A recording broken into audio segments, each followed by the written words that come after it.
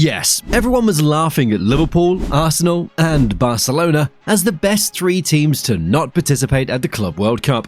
But actually, the hottest news comes from exactly those three clubs. Liverpool have already secured Wirtz and strengthened both fullback positions, while Arsenal have finally signed a solid deep-lying playmaker and are also heavily linked with Victor Gyökeres. Then there's Barcelona. Despite constantly struggling with financial restrictions, the club always finds a way to overcome the situation. Not only that, but they also manage to invest in new players. Look, let's take a step back and go all the way to the end of the season. After securing the domestic treble with a fantastic squad led by Hansi Flick, everyone thought that summer 2025 would be the perfect time for Barca to get their finances in order once and for all. Since they already had a smoothly functioning squad, as demonstrated throughout the historic 2024-25 season, the logic was that they would not have to make any signings on the transfer market. Well, not even close. It all started with the goalkeeping position, which was problematic. As of late May, the situation was as followed. Wojciech Szczęsny had already agreed to renew his contract. Iñaki Peña was uncertain about his future, but was more out than in. And of course, Marc-André Stegen. For some reason, everyone started criticizing the German as if he were directly responsible for the team being knocked out of the Champions League. I don't know if you follow the news about the team, but the amount of hate thrown at him was pretty crazy, especially considering he'd only just returned from a career-threatening injury and had only played 2 matches. I don't know if those haters understand how serious breaking your kneecap is, but ter Stegen deserves respect and support. Honestly, none of the 4 goals he conceded against Real Valladolid and Villarreal were his fault. Now, there is also the other point. From the biggest nightmares in the club's history, talking about the disasters in Rome, Liverpool, and Lisbon in 3 consecutive seasons, the only player that's still in the team is exactly Marc-André ter Stegen. So, if you want to start again, you have to wipe the dark past clean, which means getting rid of ter Stegen. Yes, I truly believe that he has at least 2 or 3 more solid years at the highest level, but the tough injury he suffered, combined with the market opportunity that's opened up for Barca, it means that it's just time for ter Stegen to move on. For those questioning my words about him having 3 more years at the top, just a couple of days later, ter Stegen arguably delivered the best performance of his career in back-to-back Nations League matches against Portugal and France. I mean, whenever he ends his career, and you make a compilation of his best saves, at least 2 of those will feature monstrous performances, but still let down by his teammates. So, it's very much possible that ter Stegen will part ways with Barca, and the Spanish Joan García will probably be the team's new number 1. Now, the situation with him is interesting, because he comes from city rivals Espanyol. He's a bit taller than ter Stegen, 191 versus 187 centimeters, and he's also one of the most valuable goalkeepers in the world as of July 2025. Transfer Market have positioned him 11th on the list, but he's technically in the top 5 because there's a couple of goalkeepers in the top 10 with the same price tags. So, a top 5 goalkeeper, age 24, from Spain for 25 million euros. It's just too good an opportunity for Deco, Joan Laporta, and the whole Barca board to ignore. And that's not even the best thing about him. Upon his arrival at the Camp Nou, he was the best goalkeeper in the league, or at least this is what the stats suggested.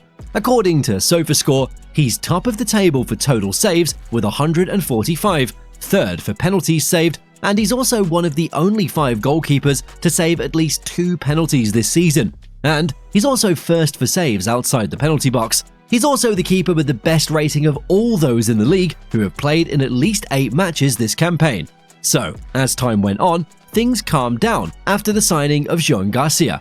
Then there were some rumors about the fullback positions, with Alex Grimaldo from Bayern Leverkusen being the name on everyone's lips. Of course, there was also talk of Deco's interest in Liverpool's Luis Diaz, with the media even suggesting that Diaz was the preferred choice for the left wing. Then, just like in a Hollywood movie, the plot twist hit and the media broke the news that Nico Williams was doing everything he could to join Barcelona. Things began to happen so quickly that it actually felt surreal. You know, when it comes to Barca, transfer news happens ultra slowly these days. I mean, you usually have to wait at least a couple of weeks between the club showing an active interest in a certain player and finalizing the actual deal. But with Nico Williams, everything was faster. From the moment the Spanish media announced that he decided to join the club, unlike last summer, to the moment he'd reached a personal agreement with the Catalans, less than 72 hours had passed. Now, recent news suggests that Athletic Club will make it difficult for Barca by convincing La Liga and its president, Javier Tebas, that Barcelona does not have the necessary financial fair play to register the player. Nevertheless, Joan Laporta recently stated that all the steps have been taken for the team to sign players normally. It's essentially a case of his word against La Liga's regulations, and only time will tell if Barcelona will be able to sign the player before the start of pre-season. According to the latest reports, Barca plan to pay the €62 million release clause between the 1st and 2nd of July.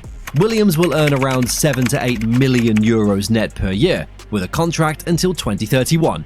Now, we must consider how he'll fit under Hansi Flick's leadership. The only concern about Williams is that he's not the best goalscorer.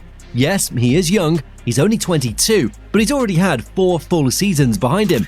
In terms of his stats, he scored 10 goals in one of those campaigns, the last one, 2024-25, when he scored 11 goals in 45 games. The question now is whether he'll be able to improve his goal scoring. Listen, if Barca were managed by any other coach, not named Hans-Dieter Flick, I would have told you that this is a bit questionable. But with this manager, who applies those extreme tactics, I can assure you that Nico will score at least 15 next season, which still sounds a bit modest. Let me give you 3 examples. Fermin Lopez, first season at Barca, under Xavi, 11 goal contributions. In his second season at Barca, he had 17 goal contributions. Dani Olmo, he had 9 seasons as a professional before coming to the Camp Nou, and hit 17 goal contributions in only one of those seasons. Well, his first season in Barcelona was his best in terms of both goals and assists. And of course, there's Raphinha, who had 43 goal contributions in total in his first 2 seasons at Barca under Xavi. Then, Flick arrived and Raphinha achieved an incredible 56 goal involvements. So, the topic of whether Nico will overcome himself, it's not even valid. Everyone knows that this will happen. The interesting part is how will Flick deploy the talent he has, all at once. The most surfaced formation on social media, that's the 4-2-3-1, with Williams on the left, Yamal on the right, Raphinha as the number 10, and Lewandowski on top, with Olmo more and more often stepping up as the false 9 instead of Lua.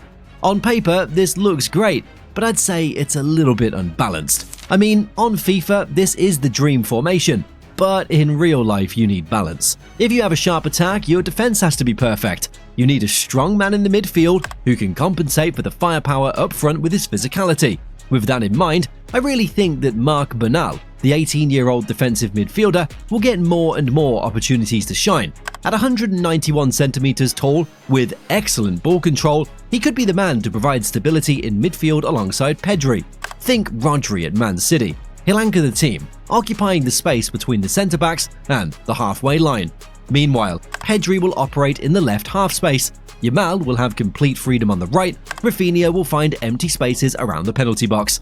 Nico will use his sharpness in one-on-one situations with defenders and receive support from Alejandro Balde, who will overlap constantly, and Lewandowski will be the killer in the 6-yard box. As we reach the end of today's video, we have 3 more names to discuss: Marcus Rashford, Alex Grimaldo, and Vanderson, the right back from AS Monaco. The Englishman is still high on Barca's transfer list for this summer, as his arrival is not connected to Williams. He'll provide even more depth, so much that I genuinely can't imagine how he'll fit in. Will he come on loan or permanently?